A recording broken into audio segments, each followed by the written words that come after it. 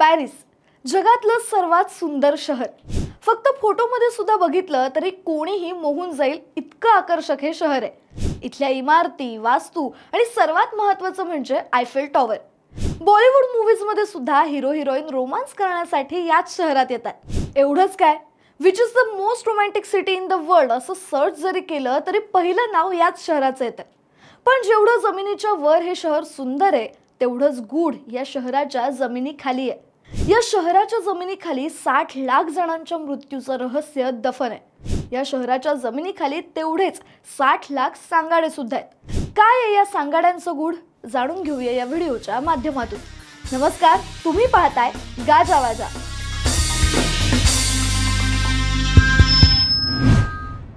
तर पॅरिस या शहराच्या खाली गुफांचं एक लांब जाळं पसरलेलं आहे, ज्यामध्ये 60 लाख लोकांच्या खोपड्या आणि हाड आहेत। या अत्यंत भयानक जागेचं नाव आहे कॅटाकॉम्ब्स ऑफ पॅरिस, ज्याला आपण या शहराचं किंवा सांगाड्यांचं तळघर म्हणूया।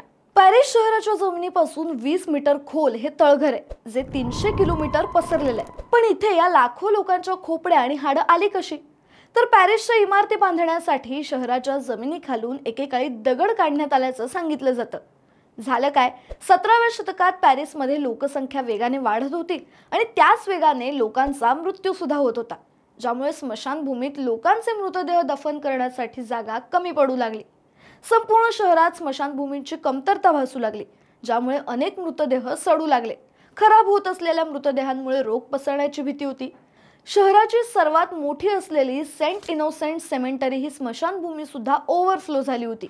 परिस्थिती इतकी गंभीर झाली होती की स्मशानभूमीत काम करणारे अधिकारी स्मशानभूमी रिकामी करण्याचा मार्ग शोधू लागले, ज्यामुळे नवीन मृतदेहांवर अंतिम संस्कार करता येतील। याच दरम्यान सेंट इनोसेंट सेमेंटरीची एक मोठी भिंत कोसळली।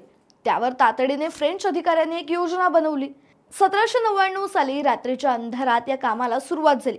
काम काय होतं तर स्मशानभूमीतील दफन केलेल्या जुन्या मृतदेहांना सांगाड्यातनं बाहेर काढायचं, बैलगाडीतून या सांगाड्यांना शहरात खोदलेल्या मोठ्या खड्ड्याजवळ न्यायचं आणि त्या खड्ड्यात टाकायचं, म्हणजे मृतदेहांना अक्षरशः टाकून दिलं जायचं।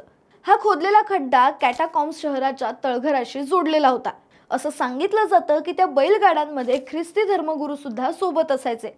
असं बरीच वर्ष या तळघरात मृतदेहांना टाकण्यात येत होतं।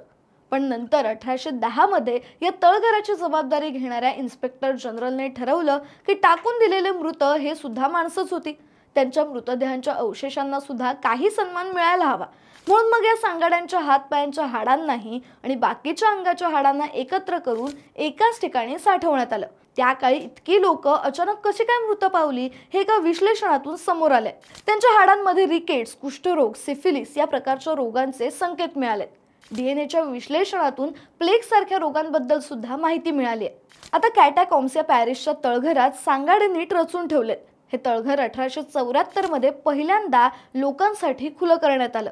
आता या तळघरात जाण्यापूर्वी लोकांना सूचना दिली जाते की जर त्यांना विशिष्ट गंध, हाड हे पाहून भीती वाटत असेल तर त्यांनी आत जाऊ नये। काही वेळा काही तरुण या तळघरात जाऊन पुन्हा लवकर बाहेर येत नाहीत। 2004 मध्ये पोलीस प्रशिक्षणासाठी कॅटाकॉम्ब्सच्या रिकाम्या भागात गेले होते, तेव्हा त्यांना तिथे एक सिनेमा हॉल, रेस्टॉरंट आणि बार या तळघरात सुरू असल्याचं कळलं। तिथे फोन आणि पॉवर लाईन्स सुद्धा होत्या। तिथे एक सिक्रेट कॅमेरा सुद्धा होता। जेव्हा आसपासच्या भागाची तपासणी करण्याचा प्रयत्न केला गेला तेव्हा पोलिसांना एक नोट मिळाली। त्या नोटमध्ये लिहिलं होतं, आम्हाला शोधण्याचा प्रयत्न करू नका। नंतर ते सर्व सामान पोलिसांनी तिथून जप्त केलं। पॅरिसमध्ये असे फार कमी लोक आहेत ज्यांना या तळघरातील सर्व रस्ते माहिती आहेत। त्यांना कॅटाफाइल्स असं म्हणतात। या जागेचा इतिहास आणि कहाणी ऐकायला जरी भयावह वाटत असली तरी ही जागा बघायला बरेच पर्यटक येत असतात। अशाच रंजक गोष्टी जाणून घेण्यासाठी गाजावाजाला लाईक, शेअर, फॉलो आणि सबस्क्राईब करायला विसरू नका।